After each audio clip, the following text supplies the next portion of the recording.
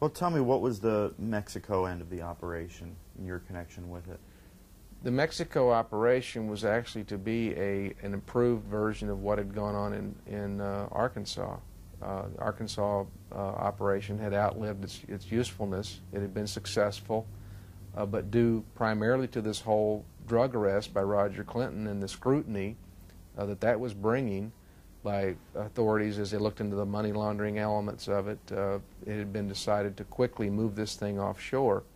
I had been working on a plan at the request of Barry Seal to disguise this whole thing as a trading company at the Guadalajara airport. So my job was to form a company that would serve as a front for the warehousing of weapons at the Guadalajara airport. And it was here that you became aware of a drug component? Yes. In the spring of 1987, I grew more and more suspicious that my weapons transshipment facility, which was up and running, masked as a machine tool trading company, a company that was receiving large and heavy crates and selling them to manufacturers in Mexico, that company was doing things besides transshipping weapons. Let's see. I like to say that one of Sure, the things please. is, for example, on one of the Contra pilots, it was an American. My unit hit his place in Salvador, and we found weapons, and this guy was a civilian. We found credentials, and he was documented as a trafficker and so forth.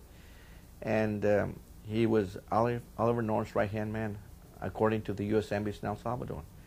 And we found some drugs, and yet everything was covered up. But Joel Brinkley with the Specialty New York Times did an excellent report on it.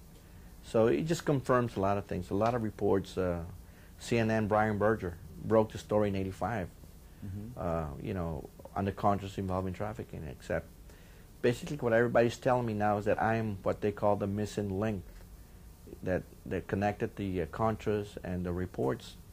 I couldn't understand how the Kerry report, for example, did an extensive investigation on it, and yet never once contacted the agents involved in the investigation in Central America. Never once. And that's what was surprising. But my understanding is when I met Iran-Contra Special Agent Mike Foster told me that they had requested all this information from DEA, and the DEA had told them that there were no such reports. I think not just through my story, but through the story of several others that are surfacing, people within the DEA, that there was no real war on drugs. There may have been a selective strike occasionally on the people that were involved in the drug business, but the major element that I'm discussing of the CIA black operations being used to facilitate the importation of the drugs. I think there's concrete evidence on the table without me that went on.